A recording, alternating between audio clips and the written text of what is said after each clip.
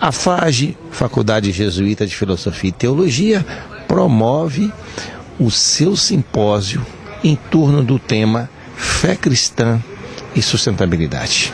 O que fazemos com a terra que Deus nos confiou? Colaborando nesse evento está o professor Luiz Fernando Krieger Merico, que é membro da União Internacional para a Conservação da Natureza. Luiz Fernando, em que consiste essa instituição? Qual é a contribuição dela para o país, para o planeta? Obrigado pela oportunidade de conversar com o Dom Total. A União Internacional para a Conservação da Natureza é um organismo internacional. Ele é dedicado a facilitar esses caminhos, né? Abrir caminhos para a gente construir a sustentabilidade em escala global. Então é uma organização formada por membros, é uma organização que reúne então uma membresia muito diferente das outras organizações, porque fazem parte dela as organizações acadêmicas, da sociedade civil, do mundo todo, e também governos. Então reúne dentro da sua estrutura, é uma estrutura complexa, mas reúne dentro muitos atores, e isso facilita o diálogo e a construção de soluções. Então o que a gente busca constantemente é como facilitar, como promover, como levantar recursos, identificar problemas, onde essa união, essa gigantesca rede, uma rede da vida, como é chamada também, essa rede possa atuar e facilitar esses caminhos para a gente avançar como sociedade a uma situação melhor. Essa situação melhor qual seria? Seria de inserir a nossa humanidade, inserir a sociedade moderna dentro dos limites que a biosfera nos apresenta. A biosfera, ela nos dá muitas dádivas. Ela nos produz, não é, a possibilidade de um ciclo hidrológico, de clima, de produção de alimentos, né, o solo, a capacidade produtiva do solo, dos oceanos e toda a sua capacidade produtiva, enfim, de todos os elementos possíveis, né, para que a nossa vida seja uma vida boa, de qualidade, com empregos, que a gente more, tenha renda, enfim, tudo isso é possível. Mas nós temos feito isso de uma maneira que tem ultrapassado, ofendido, digamos assim, corrompido justamente esses pilastres, né, essas bases de sustentação da própria vida. Então hoje o nosso desafio como humanidade é fazer com que a gente produza, more, se transporte dentro desses limites que os ecossistemas globais, a chamada biosfera, nos permite trabalhar. Porque nós não podemos mudar de planeta, né? Nós vivemos dentro desse planeta e é aprender a viver dentro dos limites que a biosfera nos coloca, que é o grande desafio do século XXI, e é isso que a gente quer fazer. Nesse sentido, quais seriam as principais tarefas e possibilidades que os cidadãos comuns, como você e eu,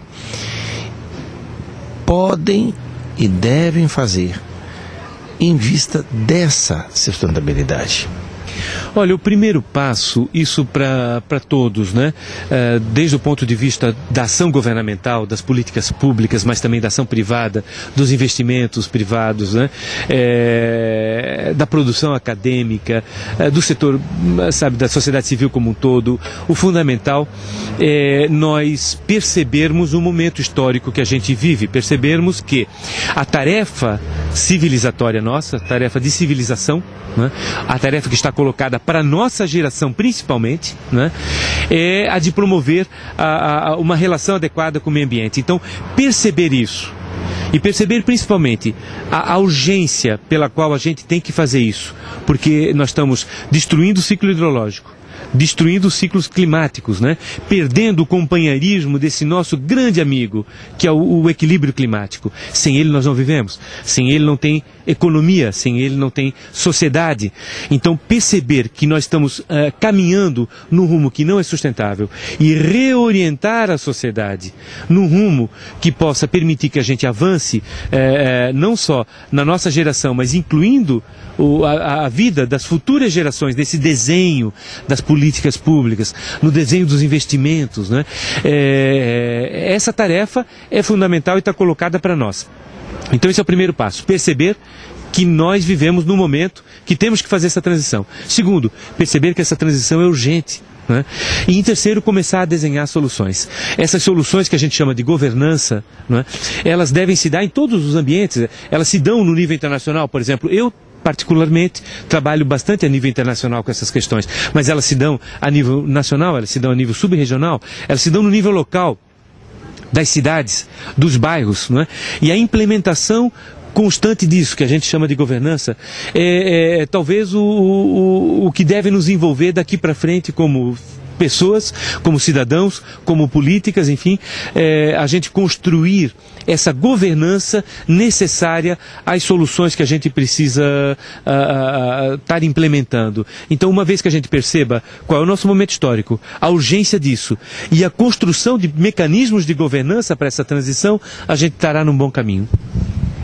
Eu penso nesse sentido que a governança, seja corporativa, seja institucional, ela inclui um amplo processo de mudança da percepção, aquilo que o Genebaldo chama de a ecopercepção. A percepção da ação do ser humano sobre o ambiente, seja do ponto de vista positivo, seja do impacto negativo que ela causa. E aí eu vislumbro que as igrejas cristãs podem contribuir muito nisso, porque elas são espaços de comunicação e de educação, elas são espaços onde se moldam valores. Então eu creio que isso vai significar para as igrejas cristãs uma possibilidade enorme de, eu diria, fecundar o seu próprio discurso, a sua própria mística, a sua própria espiritualidade. Como é que você, como também, além de pesquisador, alguém atuante numa organização internacional e também um cristão, percebe isso? Eu acho que tem um componente importante aí, que é o da recuperação. A recuperação de alguns elementos que são, na verdade, muito antigos, né? Apesar de que o Gênesis não é o livro mais antigo da Bíblia, o mais antigo é o Êxodo, na verdade, mas o Gênesis é um livro muito antigo e desde as suas primeiras páginas, a necessidade de colaboração com a criação, ela está colocada, né? Nós somos colocados como humanidade, como administradores dessa criação, nos é dada a responsabilidade, simbologicamente, é muito rico, é profundas essas primeiras páginas do Gênesis, nos dada a responsabilidade de cuidar da árvore da vida, o que já está no capítulo 3, essa árvore da vida é aquela árvore que ela é capaz de dar frutos para gerações, gerações e gerações. Ela é um símbolo muito forte da sustentabilidade. Ela já está colocada lá nos princípios. Então, na medida que a gente vai recuperando o porquê que a gente tem colocado a mão nessa árvore da vida de forma deletéria, né?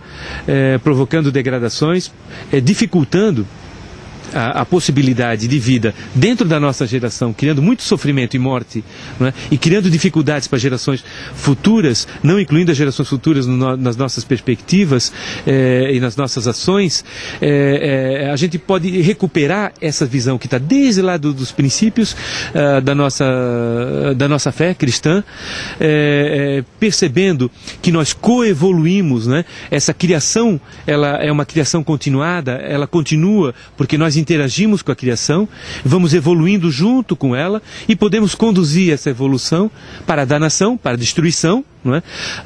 Nós temos a capacidade de fazer isso, não é? O nosso livre-arbítrio permite que a gente interfira negativamente, criando destruição, como também nós podemos interferir e coevoluir no sentido de levar essa criação a uma situação de paz, de harmonia, de solidariedade, de frutos para todos. Isso é possível, né? Nós temos essas opções, elas estão nas nossas opções. Nós podemos optar pela vida, isso também é uma imagem bíblica. Optar pela vida, optar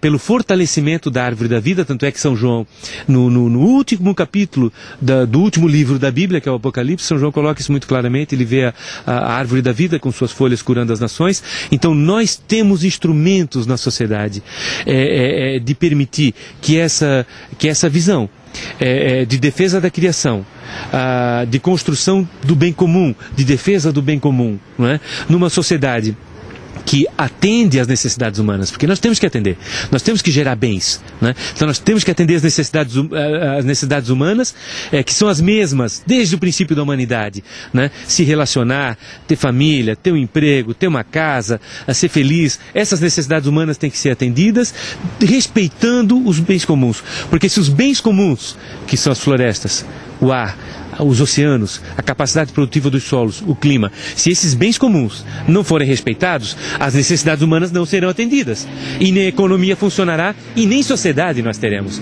Então é parte de uma visão intrinsecamente cristã a defesa da criação e não só isso, o envolvimento com o envolvimento com a criação, a coevoluir com a criação no sentido de bem conduzi-la a um estado melhor do que nós temos feito hoje. Então, esse é o imperativo de uma fé cristã, não é? É o imperativo de nos deixar permear pelos elementos fundamentais, né, que são constituintes da nossa fé cristã, né, como administradores da criação, permitindo, né, que a natureza evolua junto conosco para uma situação melhor.